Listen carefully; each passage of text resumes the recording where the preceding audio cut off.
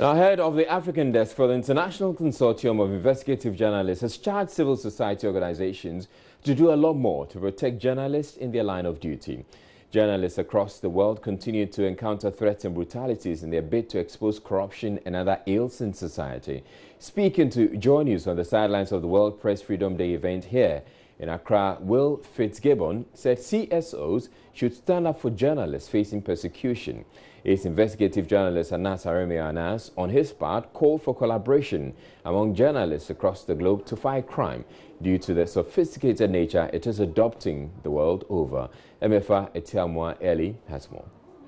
Sure, the company shut down. Will Fitzgibbon, who heads the African desk for the International Consortium of Investigative Journalists, says the world's civil society organizations benefit immensely from the work of journalists and that standing up for them should be their way of appreciating them. If you read and consume news, if you enjoy Joy FM or any other local or international media, we as consumers, I think, have an obligation to make it clear to our leaders that we will not tolerate abuse of government. As journalist Anas Anas, sharing his experience as an investigative reporter, said collaboration among journalists across the globe to fight crime has become necessary due to the sophisticated form it is taking. As journalists, we should rethink our methods. They always want to think and get us. And so we have to be more innovative than we used to be. Once society is developing at a faster speed, we also as journalists have to find ingenious ways of turning around our work, else we risk dying in the field of work. Head of the BBC World Service for West Africa, Oluwatoyosi Ugonseye, encouraged journalists to be motivated by the impact of their stories instead of being fixated with particular fields of journalism. Sometimes it's difficult to get the information that would, for big corruption cases. Are we going to say we're not going to do investigative journalism because of that? So I was calling for, can we look inwards more? Can we look at journalism that impacts? Because for me, investigative journalism is journalism that delivers impact, whether it's for one person, whether it's for a group of children, whether it's for pregnant women. I mean, look at the story that the BBC did in Ghana a few weeks ago about the girls who cannot go to school when they're on their period because they're not allowed to cross a river. Do you know the number of girls would that affects daily? And after that report came out, people were asking questions and saying, no, this shouldn't happen. Meanwhile, President of the Ghana Journalists Association, Roland Afelmoni, has implored journalists to allow the rule of law to work as they demand justice against anyone who is deemed to have oppressed their freedom. In this dispensation, ours as journalists is to raise the red flag, is to make the loudest noise about such incidents and then allow the law and order community to take it up. And our voice should not be silenced, our voice should not be muzzled until justice is done to the victims of such attacks. Participants will close this year's commemoration with a declaration on the way forward. MFA Ewenamatia for Joy News, Accra. And we're hoping to go over to the conference venue for that declaration. But Information Minister Mustafa Hamid says journalists will have to ensure objectivity as they report the news if they are to retain the trust of the givers or providers of the information they need to complete their stories. Speaking to Joy News on the sidelines of the World Press Freedom Day event here in Accra, he said the fear of being misrepresented and misquoted is preventing a lot of people from availing themselves to the media. He said the only way Ghana can maintain its reputation as a beacon for press freedom is for journalists to win the trust of their stakeholders in information gathering. You know, there are two perspectives to a story. You know, they always say that there is the hunter's perspective and there is the lion's perspective. In other words, the hunter versus the hunted. Let me talk as the hunted. As a government person. What I think should be done, especially by you media people, is to show increasingly that you do news reporting based on objectivity, truth, and, if you want, from unbiased positions. Now, quite frankly, there are many public officials in our country today, not just politicians, even civil service people, public sector actors, who are now frightened, or even, if you want, afraid to talk to media people. Why? Because they always come with the perception that, hey, media people, they are going to do an interview with me and go and twist it and misrepresent me, and I'm going to be in trouble. Now, if this continues and people become afraid to talk to media, then we are really in danger. Because for media people to be able to do their work, there must be people that must be willing to talk to them and give them the information. So if we really want to deepen the frontiers, then in my view, a lot will also depend on you, how objectively you report facts to engender confidence in the people who will volunteer to be interviewed or to be talked to. You know, as Minister for Information, I know for a fact that there are many public officials, when it comes to when I talk to them and say, please, I want you to talk to this news house on this event and so on, they say, no, Minister, please, you do the talking yourself. Why? Because they are afraid that their words might be twisted. Even me, as Minister for Information, to confess, is because I'm Minister for Information and I don't have a choice. As for me, whether if I'm not talking to media, then I must quit this job. It's my duty. So somehow that's the reason I talk. But even me, quite frankly, with the greatest of respect to you, sometimes I'm very hesitant talking to media people because of these attitudes of misrepresenting things and twisting things. And I think that we need to watch it. You know, there are things that make nations great. Okay? I believe that today, in the 21st century, one of the things that make Ghana a great country is the freedoms that we enjoy. The freedom of thought, of expression, of assembly, and all of those things. And those are matters that we must guard and guard jealously. And for us to do that, it behoves on all of us, civil society, trade unions, journalists, academics, ordinary citizens, to all play our part responsibly in ensuring that we continue to enjoy the kind of limelight that we are enjoying now.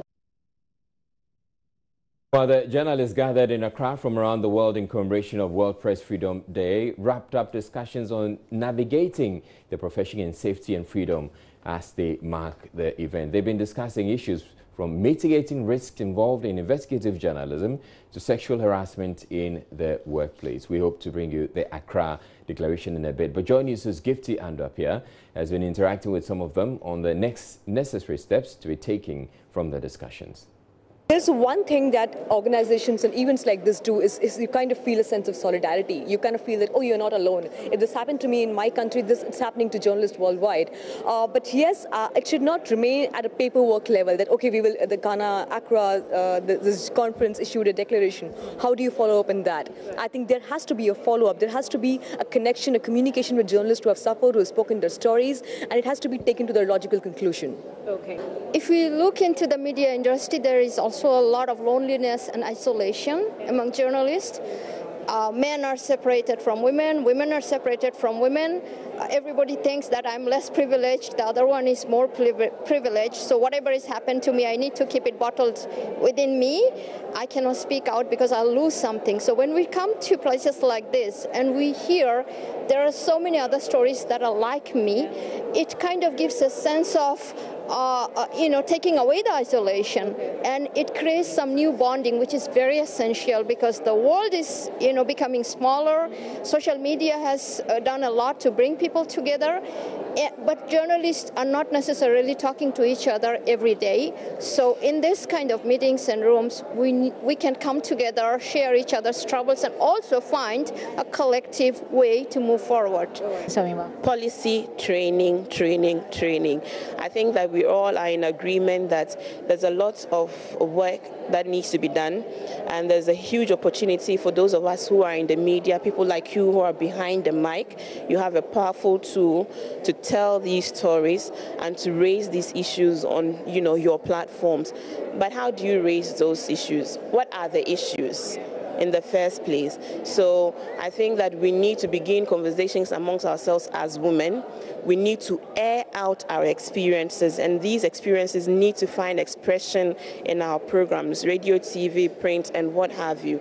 And also requires that we go through some gender violence, sexual harassment and gender-based harassment training. Sometimes you assume that people know what it is and how it manifests. Obviously, people don't know.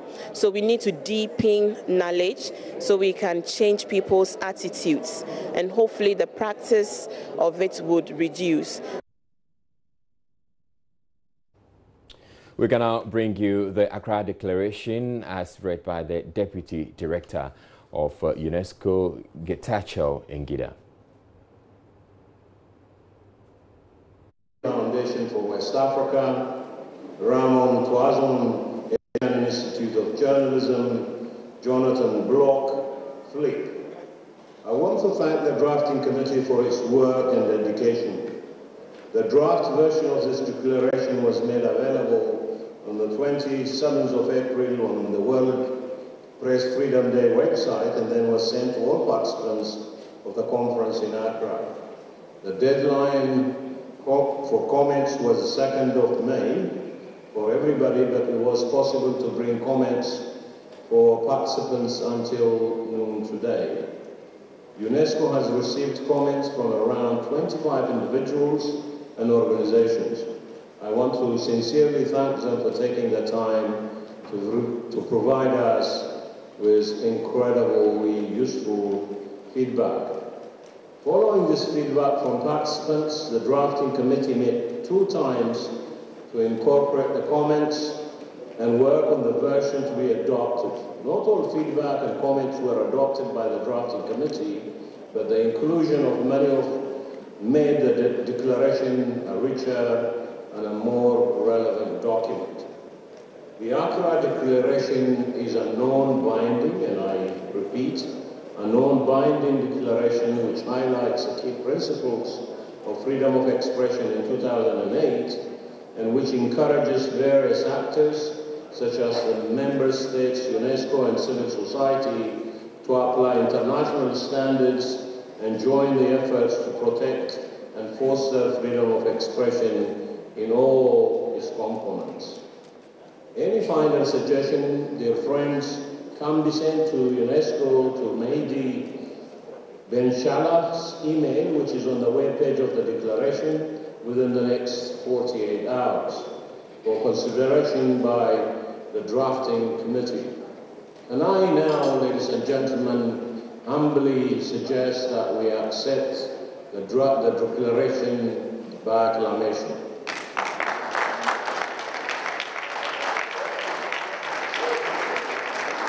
Wow, I feel good. I really feel good, and thank you very much.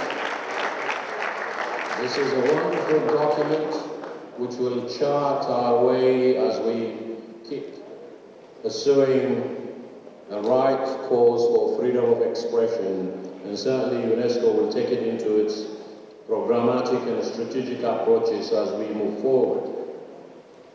Please use the declaration and the publications you have gained here to organize discussions in your area of work and keep the dialogues going during the 28th September, International Day of Access to Information, and the 2nd November, International Day to End Impunity for Crimes Against Journalists. Finally, dear friends, I would like to invite you to complete the evaluation form we will send you by email so that we can continuously improve the event.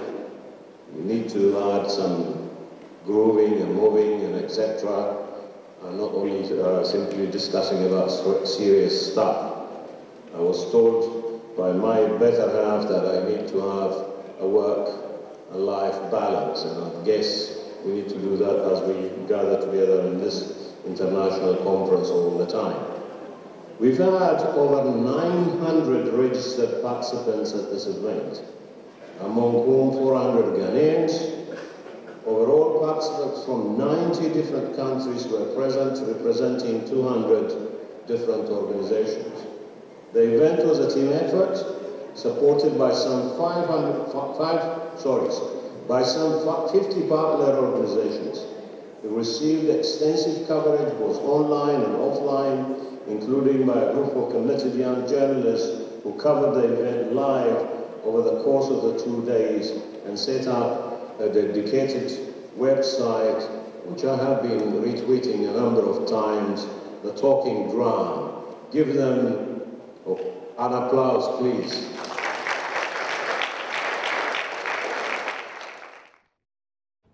You're watching Joy News Prime. We're taking a break, but still ahead in the bulletin. 4 suspects arrested in connection with recent armed robbery at Western Region Mining Logistics firm. We will be speaking with our correspondent. Do stay tuned for the details. We'll be back in a bit.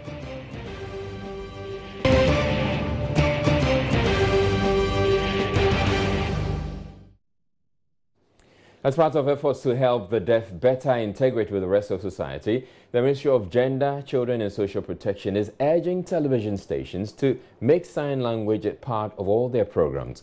Beyond that, the Sector Minister Atiku Jaba says sign language is being promoted as an integral part of all public and national ceremonies. Atiku Jaba said this at the 50th anniversary of the Ghana National Association of the Deaf. F1 Evans Chinwe reports.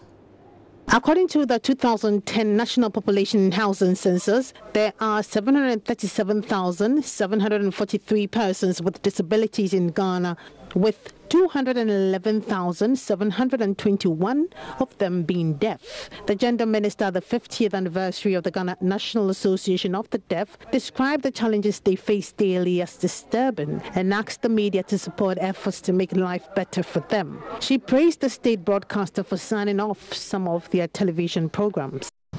The Ghana television uses sign language in telecasting its news, and I am today asking that all media houses should do the same and emulate this example of the Ghana Broadcasting Corporation to ensure that we leave nobody out or behind. We also promote the education of deaf persons through the Faculty of Special Education at the University of Education at Winneba, which has introduced a course in sign language, and a number of students have been trained. We would like to ask that more people should go and be trained. The University of Cape Coast also has introduced a diploma in sign language, and Ghana has 13 public-based schools, and as we said, 2 SHS. They are woefully inadequate to cover the 737,000 plus persons in Ghana. And so we are going to work with the Ministry of Education and, of course, the Ministry of Finance to see whether we cannot have more schools with more sign language interpreters. The effects of deafness goes beyond this. Deafness promotes dependency. Deafness promotes denial of normal hearing behavior. It affects education, it affects health, it affects employment. It can create low self-esteem and a breakdown of social relationships. It can frustrate you. It can make you feel so hopeless that you think that you're not worthy of life. Atiku Jaba says stereotyping against the deaf must stop, adding that she's determined to fight for the promotion of the welfare of people living with disability. We must fight to end cultural biases, discrimination, and stereotyping against the deaf. We must end all discrimination meted out to people with disability to promote full inclusion and a healthy society that makes everybody feel good and proud to be Ghanaian. I have to say this, it's not enough that you have a right, you must fight to enjoy that right and ensure that nobody takes advantage of you or your child. The Ministry of Gender is determined to stand with you, shoulder to shoulder, and to fight for the promotion of your welfare. We are poised to ensure that the disabled person today is given the same opportunity as an abled person, so that you can contribute to your own socio-economic development and that of Mother Ghana.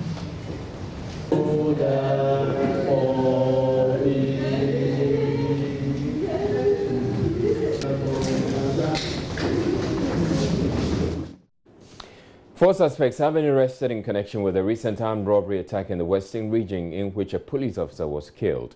The robbers are said to have made away with 900,000 cedis belonging to the mining logistics firm Platon Plume. Correspondent Ina Kwansi joins us with more. Hello, Ina. What more can you tell us about these arrests? Yes, Israel. So yesterday, the Western Regional Police arrested four suspects who are directly involved in the robbery case at Bogoso. One of them, Frederick Mensah, who confessed to investigators that himself, one Peku Minta, David, and Mohammed Dauda, who alias Ahmed, and 5 suspects from Accra, led by one Nat, they all met at a hotel at Bogoso to plan the robbery. So the robbery was a planned one. He said that Mohammed Dauda was tasked to use Mazda Tribune 4x4 belonging to himself to wait at the outskirts of Bogoso to pick up the Accra accomplices after the robbery. He also confessed to the investigators that the Accra suspect brought Nissan Rouge, which was used for the robbery and later abandoned. That was the car that the police officers went to pick up somewhere around Wuni Valley on the day of the robbery. So he also confessed to them that one suspect, David and Kekuminta, used another vehicle which belongs to Kekuminta, and the vehicle is Toyota Corolla to secure the robbery scene. So as the robbery was going on, this David and then Kekuminta were also standing somewhere, making sure that the robbery is going on smoothly as the 10 of them had planned earlier. So police in the region say they are still on investigation, and then they will make sure that they get these 10 people who are all involved in this robbery case. Now, Ina, how true is it that, or what do we know about the identity of the mastermind of this armed robbery attack? Yes, some are saying that he's a gospel musician, but I have not confirmed this with the police, so I cannot say that he is really a gospel musician. Now, Ina, there were also allegations by the family of the police officer who was killed that there was a police officer, a colleague police officer who was with the armed robbers. Do we have any information from the police as far as that is concerned? The police in the region are saying it is never true. So far as their investigation is going on, they have not come across a name like that one of them was a police officer. Indeed, they found a police jacket with handcuffs in the car, which was abandoned at Wuni Valley. But there is nothing, or they cannot say that there was a police officer involved in the robbery. Thank you very much, Ina Kwansi, bringing us up to date on the arrest of 4 persons in connection with the recent armed robbery attack in the Western region where a police officer was killed. We're taking a break now to bring you business news.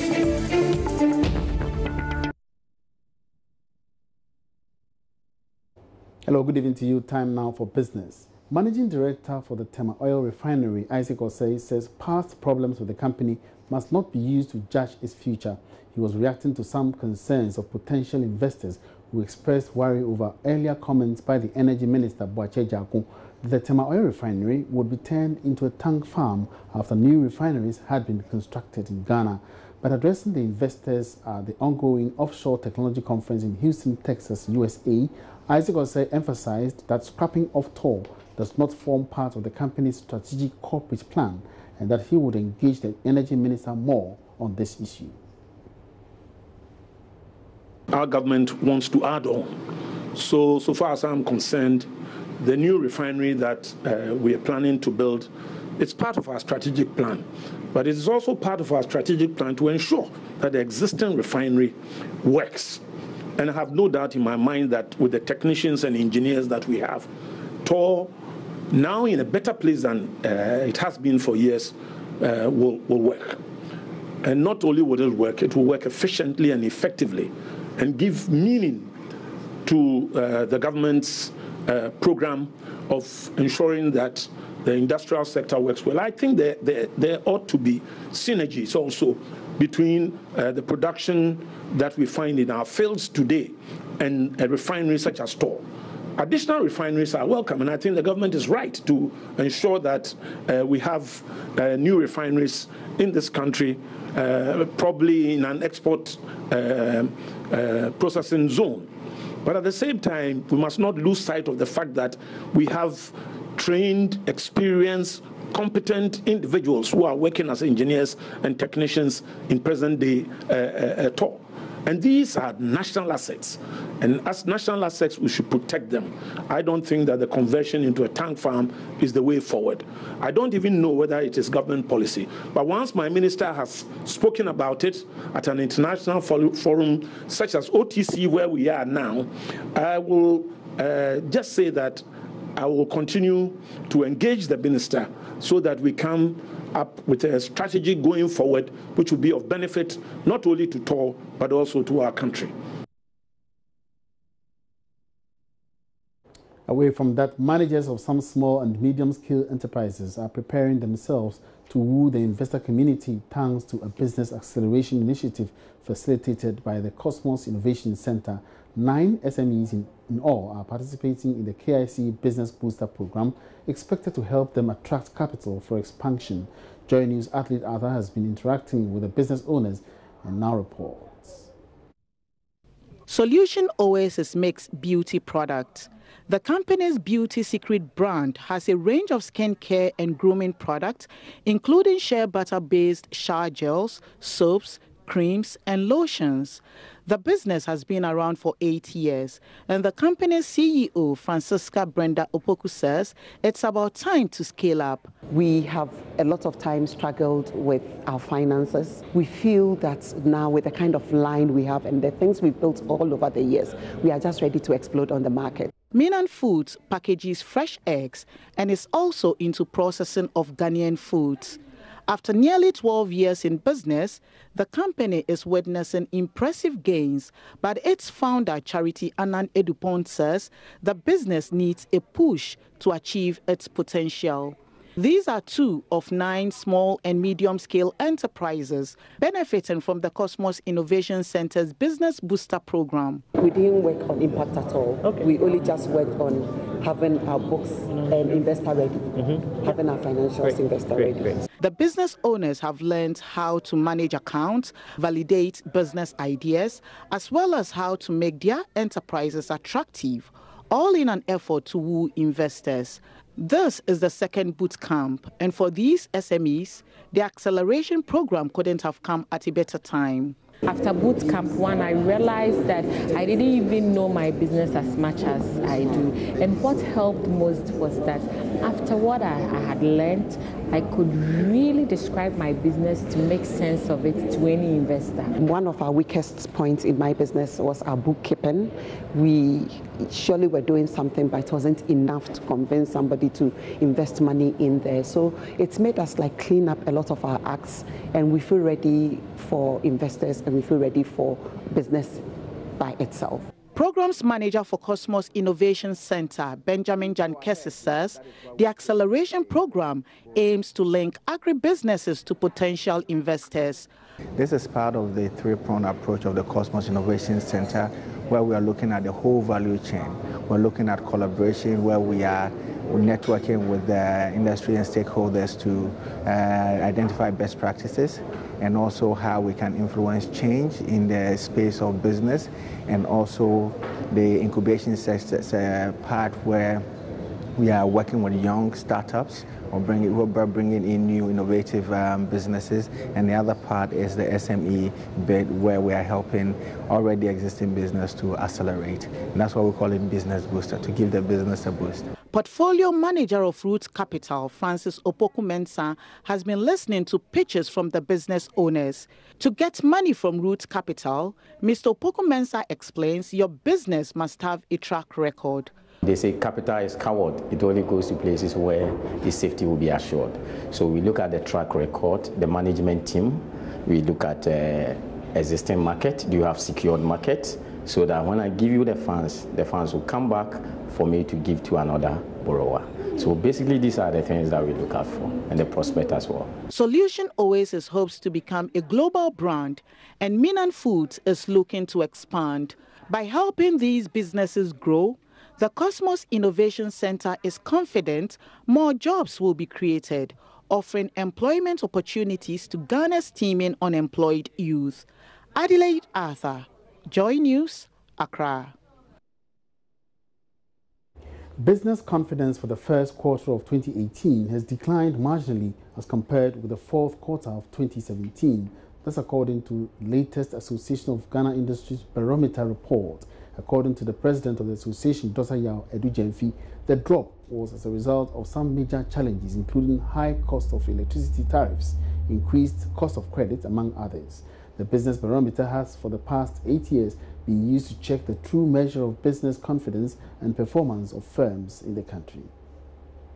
AGI's flagship business barometer, conducted for the period January to March, as already recorded, has really seen a drop in the business confidence in the first quarter of 2018 from 107.9 to 100.5. Quarter one saw a number of positive signs, including a good mix of the microeconomic indicators, yet the confidence seems to be waning. Businesses has been under pressure from the high cost of credit, access to credit, delayed payments, particularly our contractors, high cost of electricity prior to the announcement of the reduction of tariffs by PURC. The National Council of Association of Ghana Industries wish to emphasize the following. Number one, institutional collaboration. That only a private sector-led industrial development with mutual support from public institutions to enforce import regulations will help check huge revenue losses. That will also create sustainable employment and growth in the Ghanaian economy. AGI further notes that manufacturing, which represents a critical mass of the real sector of the Ghanaian economy in Ghana, is becoming less competitive.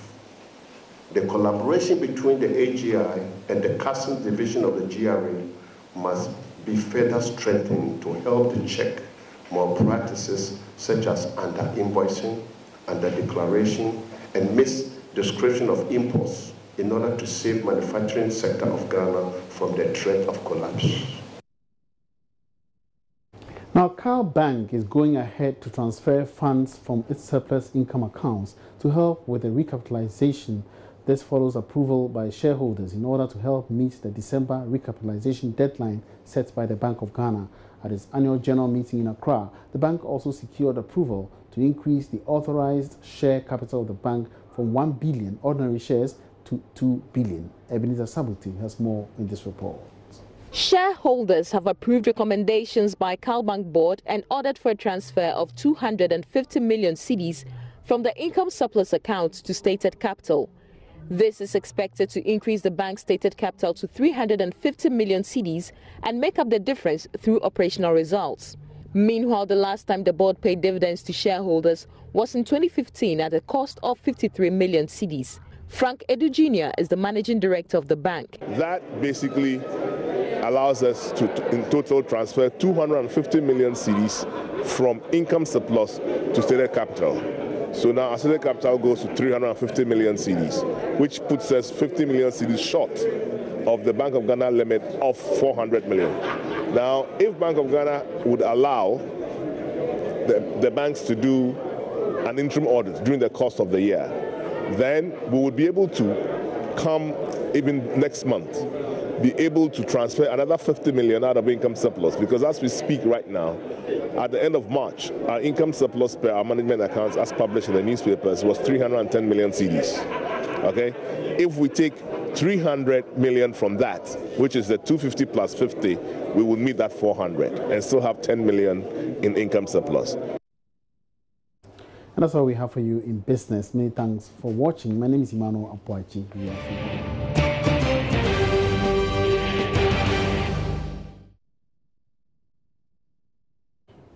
Second Lady Samira Bawumia would be presenting birth kits to pregnant women and traditional birth attendants in the northern region to help reduce infant deaths related to birth delivery infections. Joining us this week reported the increasing spate of infant deaths in parts of Ghana where traditional birth attendants were delivering babies with their bare hands. In the following interview, Municipal Health Director for the East Gonja, Madam Gertrude Yentumi, speaks about the alarming levels of maternal and infant deaths in the area. The environment and the conditions under which the deliveries are conducted are not good enough to ensure that the children or the babies and the mothers are safe from infection. So most of the time, their deliveries, you get some getting neonatal infections and puerperal sepsis, which can lead to maternal death or infant death. My colleague Justice Bedu has spoken with Mrs. Bawumia, who intends to donate a set of birth kits to pregnant women as part of a safe delivery project. I think it's the worst thing that can happen to a woman.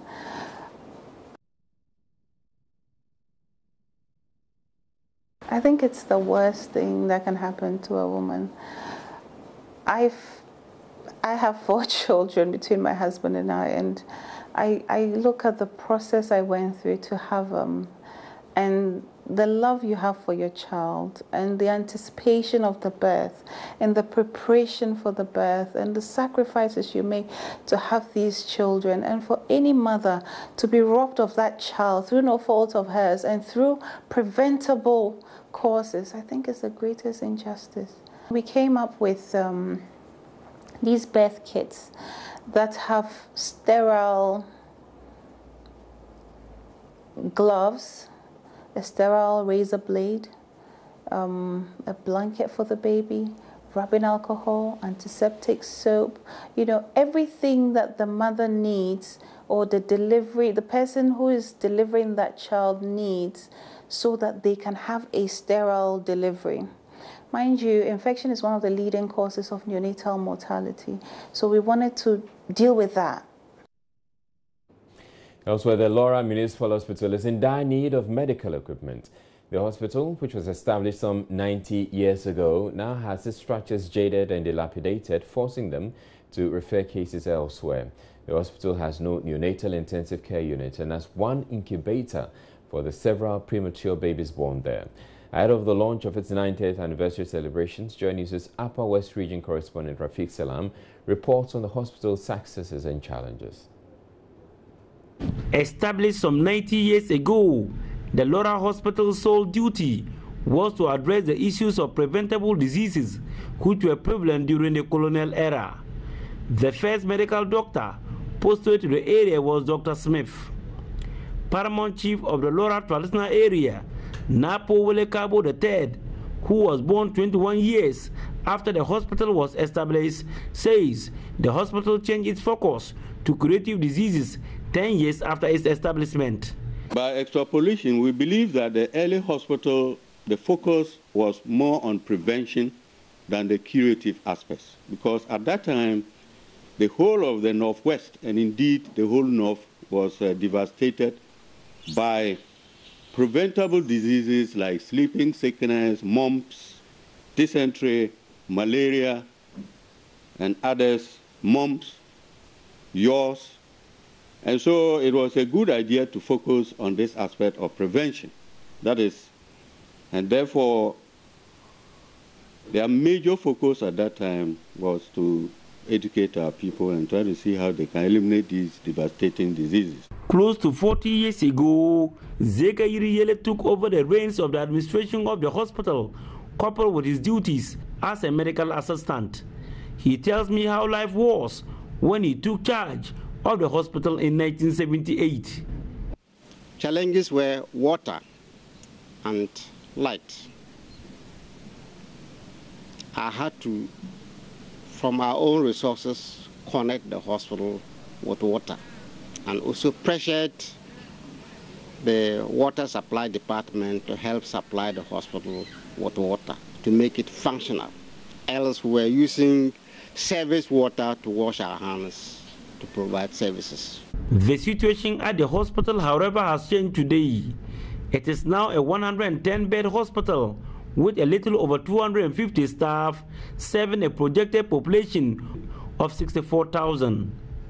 The hospital is the main referral point for 4 health centers, 1 polyclinic, and 18 CHIPS compounds. Yet, the equipment to do the work are either obsolete or not adequate.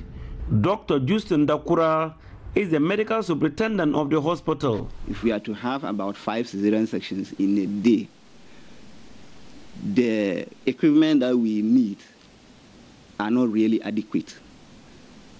If we have in succession about 5, that means that we have to re-sterilize, use, pack, sterilize, use. So we don't have enough of the equipment that we need for maternal care and then some of the other major operations that we can easily carry out here. So because of that, some of the cases have to actually be referred.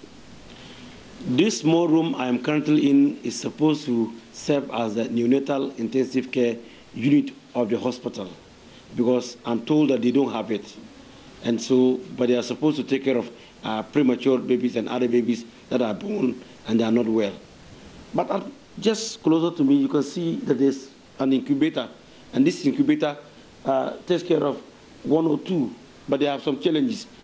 Doris B. Negre is Lawra Municipal Health Director, Public Health Nurse. When we have just 1 incubator, definitely there's going to be cross-infection because the babies are not coming from the same family. They are coming from different families, and they may have other disease conditions. So because of that, putting them together in 1 incubator is actually not always very helpful at all.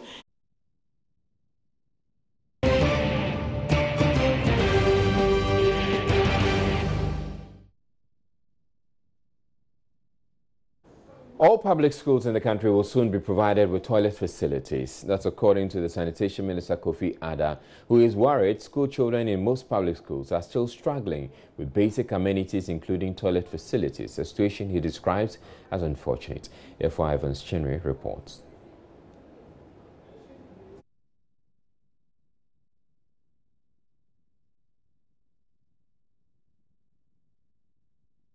2017 Ghana Education Service report, about 7,300 out of the 20,700 public basic schools in the country do not have toilet facilities. The Rotary Club of Ghana has launched an initiative to work with state institutions to provide toilet facilities to these deprived schools. A group of Rotarians called on the Minister of Sanitation to call for his support. Accra Declaration, who led the group, says the initiative will not only help the school children, but will also help with the development of the country.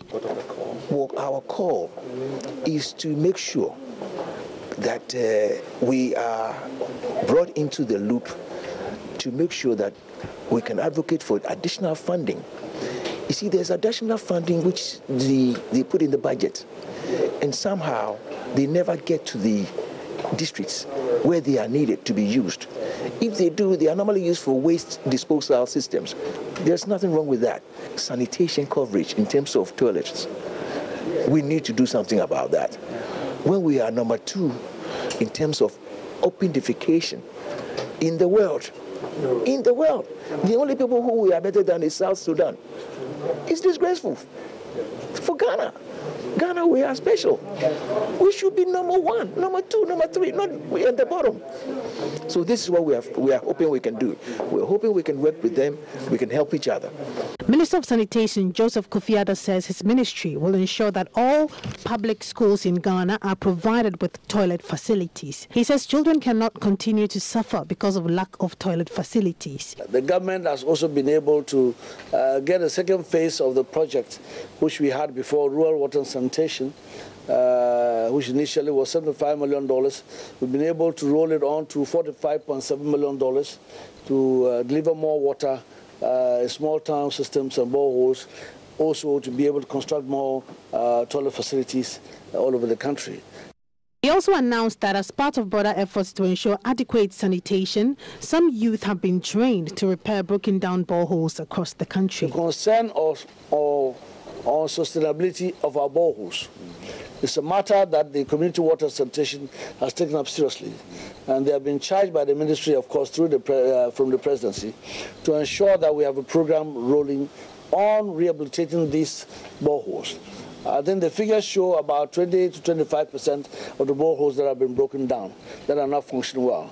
And so the community water sanitation is engaging many young men and women to be situated in the various assemblies to focus on the boreholes maintenance sustainable program.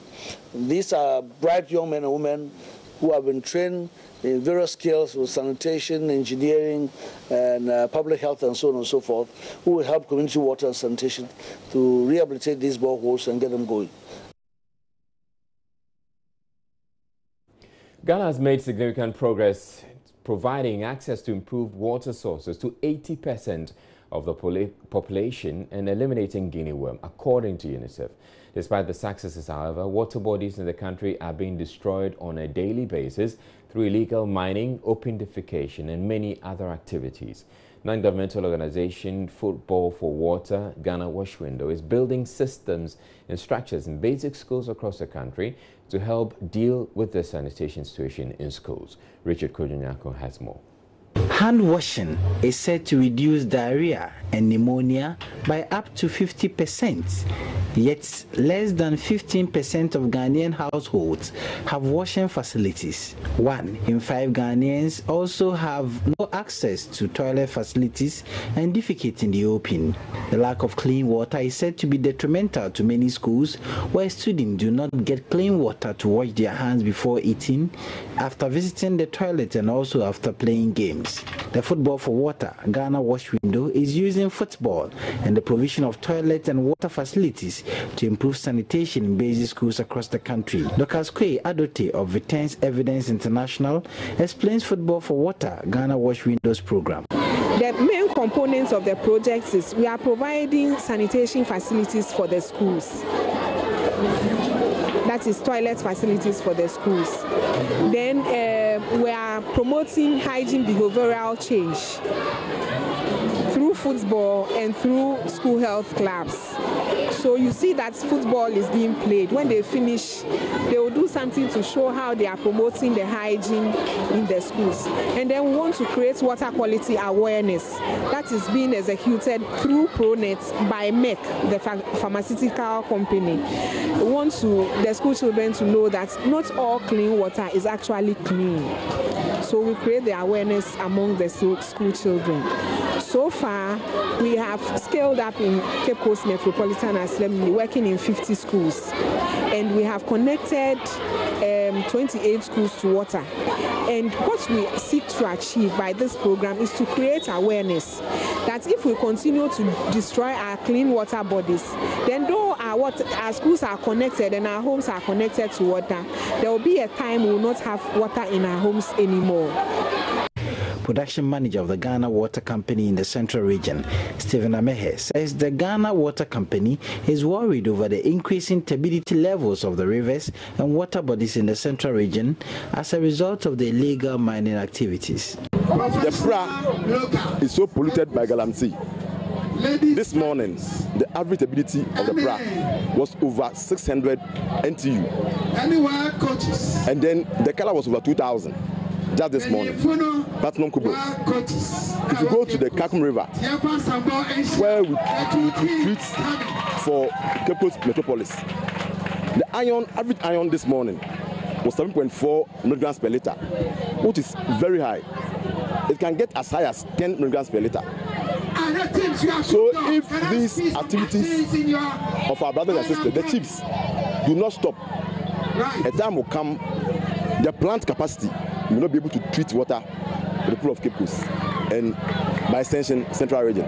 The Football for Water is supported by the Dutch Football Association, Vitesse Evidence International and other key partners. Richard Kwejenyako, Joy News, Cape Coast. Friends of the Earth and environmental NGOs calling on the government to rescind its decision to allow mining of bauxite in the Atewa forest. Speaking on the sidelines of a press briefing on the need for Parliament to pass a Wildlife Resources Management Bill, Project Coordinator Nehemiah Ojebio believes the benefits of preserving the forest far outweigh the economic returns from mining in the reserve. If you talk about bauxite mining, mining has its own problems. The pollution it will cause to our river bodies. We have to make conscious effort to preserve, particularly our Atewa Rainforest Reserve. We are calling on the government to hold its decision on mining in Atewa and designate the area as a national park. That will go a long way to benefit the nation in the long term.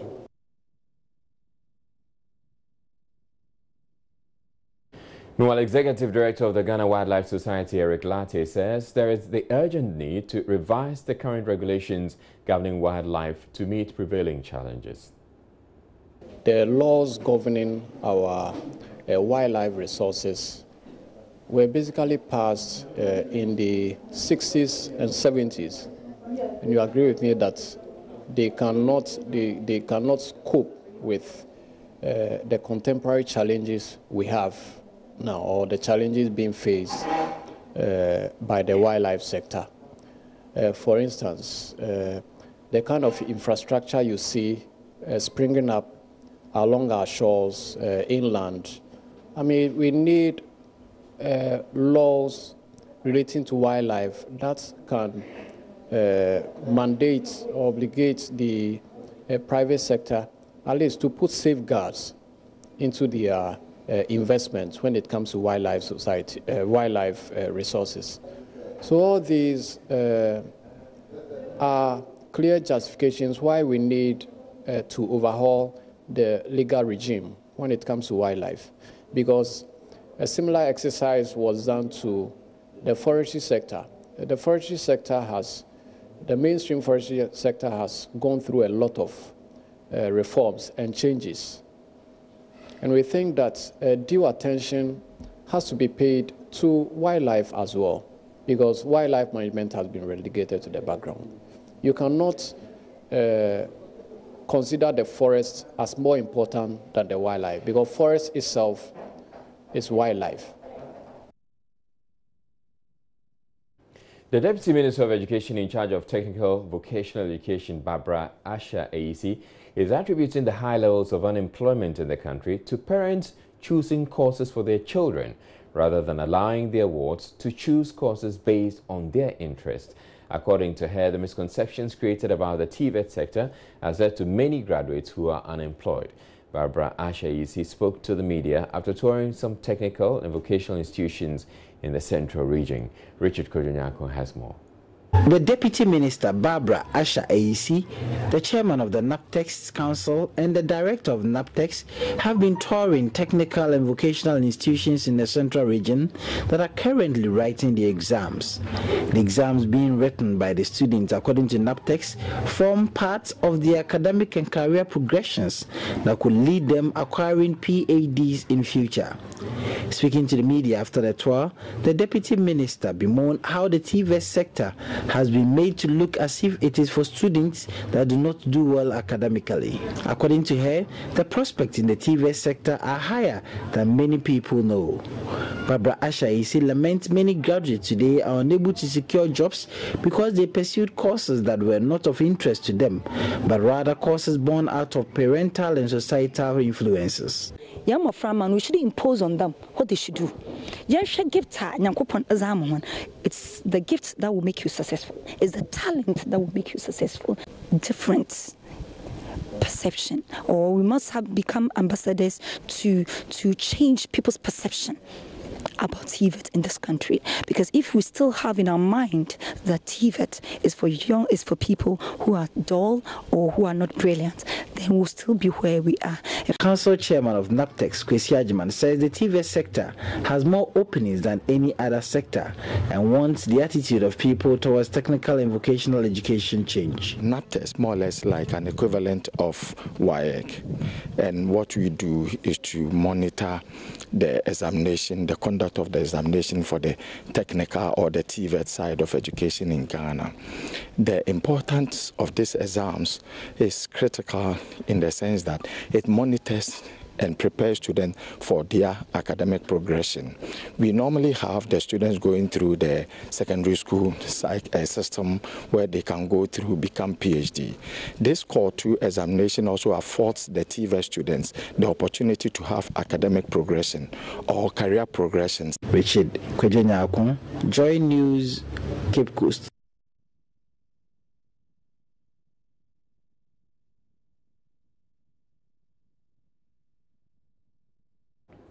One day, one coconut. That's a prescription by dietitians and nutritionists to Ghanaians, which is less expensive on the pocket, but far-reaching in consequences to one's health.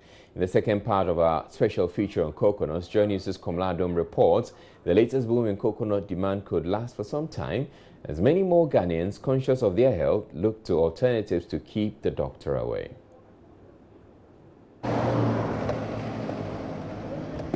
Yes, it's now a hot-flavored, trendy food showing up in snack bars, on the streets, and even today, the coconut is used to enrich hair and body creams, and also in some canned products. Coconut is touted for its thirst-quenching and stomach-filling abilities. And lured by the endorsement of health experts and dietitians, consumers are clamoring for the foods now than ever before, and the vendors know this is a promising avenue for making more money.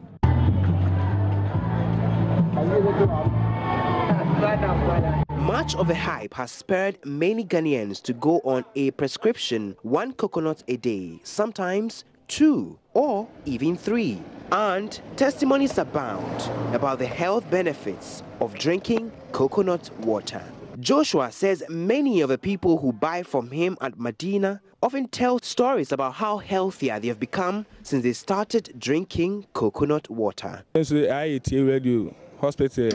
heard the many testimonies. Health experts tell us that the coconut fruit is very beneficial to our health. Some tell us that they can be used as drips, and also the fruit contains a lot of nutrients. Good.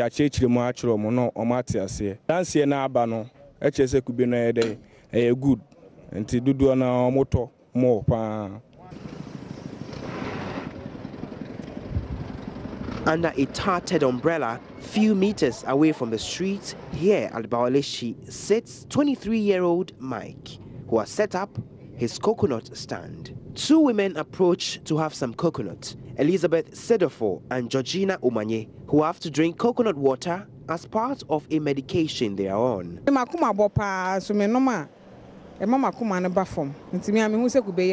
I have heart issues. The pain goes down whenever I take the coconut water. Dachihene knows the value of a coconut far outweighs the amount spent on them on a daily basis. I'm told it cleanses the blood, it strengthens the hearts and stuff. So I like to take coconuts at least 2 each and every day. Does it not cost any burden on your pockets? How much is this? Well, this one is 2 cities. It does. When you are taking 2, you are paying 4 cities. But you just oppose the 2 and look at your health aspect of it and see as to whether 4 cities, and if you are sick and you have been sent to the hospital, as to whether the 4 cities can equalize those prices. You just oppose it and then you stuck to this one, yes. Well, according to experts, coconut water and their fresh, fleshy food have several health benefits. Good source of several nutrients, has antioxidant purposes, helps prevent kidney stones, and reduces blood pressure, among others. The white fleshy food, be it juicy, tender, or slightly thick, also has several benefits.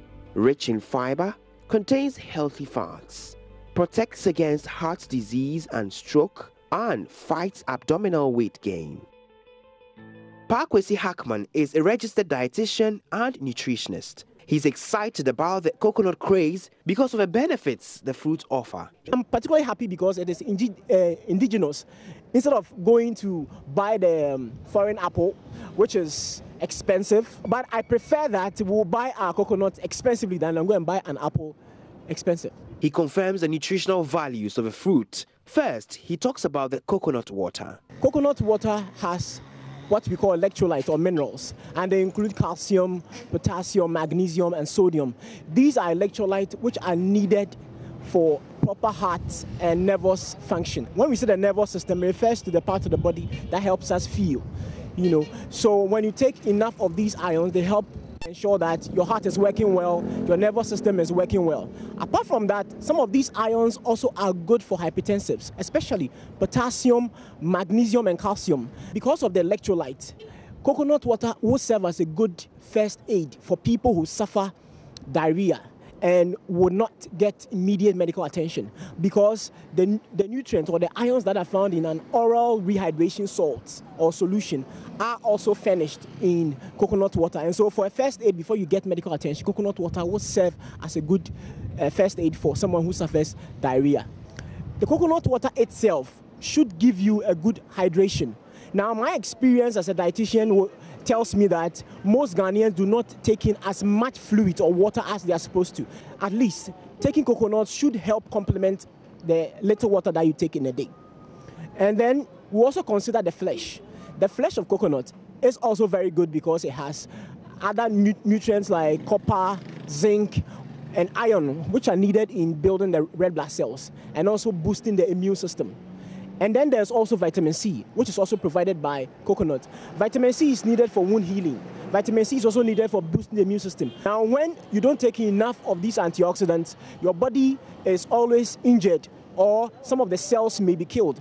And science have proven that the destruction of some of these cells has led to the onset of cancers and even diabetes. And therefore, taking in coconut regularly to provide vitamin C amongst all the other nutrients would help in offsetting some of these cancers or even diabetes. But how much coconut does the body require every day? Moderation is required in the consumption like any other food. And experts warn abuse of it may be harmful. The recommendation is either you take soft or hard for the conditions I've mentioned. Please, it is at least 1 a day. However, for the sake of people who want to help lower their blood pressure, try as much as possible. If at least you take 2 in a day, it should help. So 1 day, 1 coconut from now would not be a bad mix. Of course, it will only mean 2 cedis or maybe 3 cedis a day to keep us away from the doctor. But what happens to the tons of wastes generated by our consumption of the coconut fruits? We'll find out in the next part of this feature. For Joy News, Komla Adom, Accra. And in the headlines, journalists gathered in Accra for Global World Press Freedom Day event speak about protecting members of the fraternity and collaborations to enhance their work. Meanwhile, Ghana's information minister says journalists would have to ensure objectivity lest they lose the trust of the people who supply them information.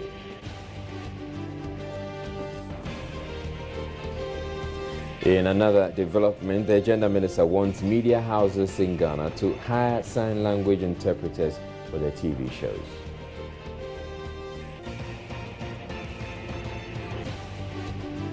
In business, at the ongoing Offshore Technology Conference in Houston, Texas, Managing Director of the Tema Oil Refinery tells potential investors scrapping of toll does not form part of the company's strategic corporate plan.